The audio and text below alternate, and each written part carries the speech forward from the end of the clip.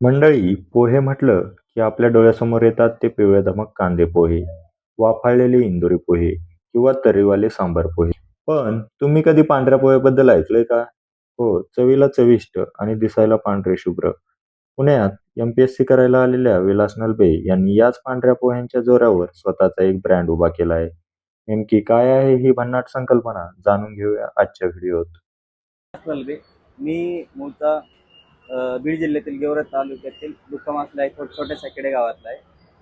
तर मी 2019ला पुण्यामध्ये एम-पी-एस-सी करण्यासाठी आलेलो. एम-पी-एस-सीचा 1 वर्ष अभ्यास केला आणि 1 वर्ष अभ्यास करत असताना मग घरची परिस्थिती हालाकीची होती. तर घरच्यांनी सांगितलेलं की आता तू आणि तुझं शिक्षण बघ, आमच्याकडनं काय आता पैसे पाठवतं होणार नाही. मग मी मित्राचं दुकान होतं लक्ष्मी रोडला, त्याच्याकडे पार्ट टाइम जॉब करण्यासाठी लागलो. तिथं पार्ट टाइम जॉब करत असताना 2019च्या एंडिंगला तिथे मी जॉब करत होतो.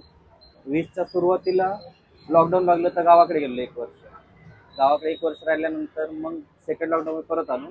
तर मित्राचं ते दुकान बंद झालं होतं. बंद झाल्यानंतर मग ते आम्ही घेतलं रेंटवरती चालवायला आणि तिथून पुढे आमचा प्रवास सुरू झालेला.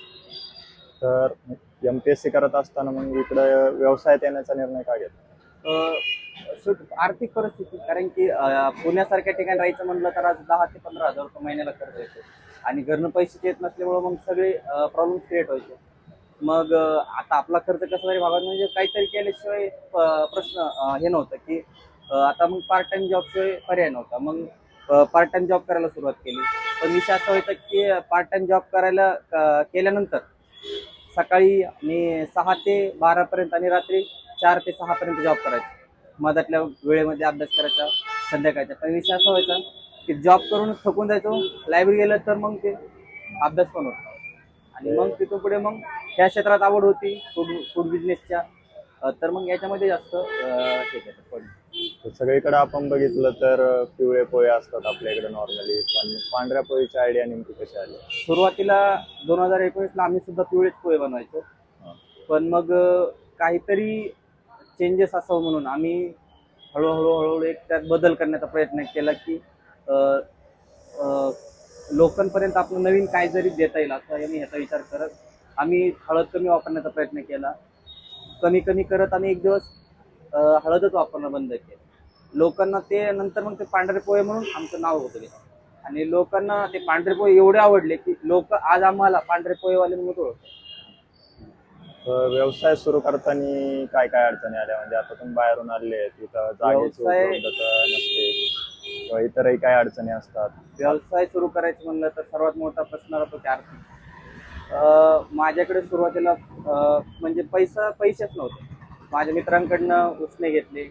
मित्राच्या अकाउंटवरून लोन करून त्यांनी मला दिलेले की बाबा तू कर म्हणून. कारण त्यांना माहित होतं की मी काहीतरी करू शकतो म्हणून की म्हणून त्यांनी मला त्यावेळेस सपोर्ट केला. त्यांच्या अकाउंटवरून लोन केलं आणि मग लक्ष्मी रोडला एक छोटंसं शॉप घेतलं. त्याला सुरुवातीला 10,000 रेंट होता. ते सुरुवातीला माझ्याकडे एक धंदा सुरू करण्यासाठी 1,000 रुपये सुद्धा नव्हते. त्या अशा परिस्थितीतून सुद्धा मित्रांनी साथ दिली म्हणून आज या ठिकाणी पोहोचलो. आणि जागेचं कसं? जागा शोधताना काय काय अडचणी? जागा शोधताना आम्ही लक्ष्मी रोडला 20-21 मी नाश्त्याचं दुकान चालवलं. त्याच्यानंतर 21, 22, 23 मी लक्ष्मी रोडला मेस चालवली.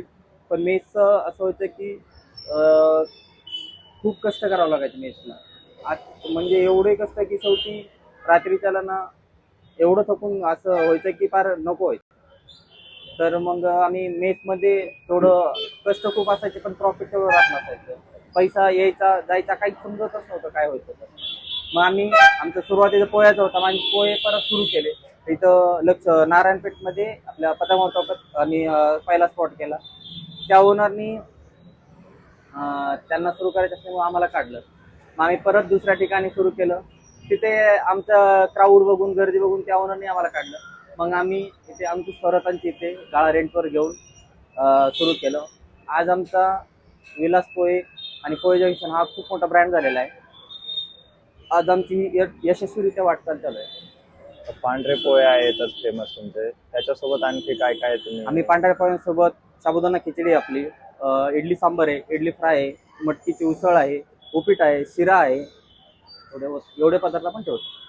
विलास नलबे यांच्या सहकारी ऐश्वर्या सुर्वे आपल्यासोबत आहेत. त्या 2021 साली कोळी जंक्शन सोबत जोडल्या गेल्या. त्यांचा प्रवास कसा होता याविषयी जाणून घ्या. 2021 मध्ये पुण्याला आले आणि पुण्याला आल्यानंतर माझी विलाससोबत ओळख झाली. मी पोहे खायलाच जायचे त्याच्याकडे आणि आमची ओळख झाल्यानंतर मग मी काही दिवसांनंतर त्याला हेल्प करायला चालू केलं. मग आम्ही दोघांनी मिळून इथे नारायण पेठेत पोहे जंक्शन चालू केलं आणि आता आम्ही दोघं सक्सेसफुली ते रन करतोय. सुरुवातीला ज्यावेळी आम्ही पोहे बनवायचो, ज्यावेळी आम्ही नारायण पेठेत शिफ्ट झालो, पिवळे पोहेच असायचे आमच्याकडे आणि साबुदाणा खिचडी, हे दोनच गोष्टी असायच्या. नंतर मग आम्ही हळूहळू कस्टमरचा रिस्पॉन्स बघत हळद थोडी कमी यूज करायला स्टार्ट केलं. त्याच्यानंतर मग हळूहळू कमी करत नंतर पांढरे पोहे स्टार्ट केले आणि त्याला कस्टमरचा खूप छान रिस्पॉन्स मिळाला आणि आता लोक पांढरे पोहे या नावानेच आम्हाला ओळखतात.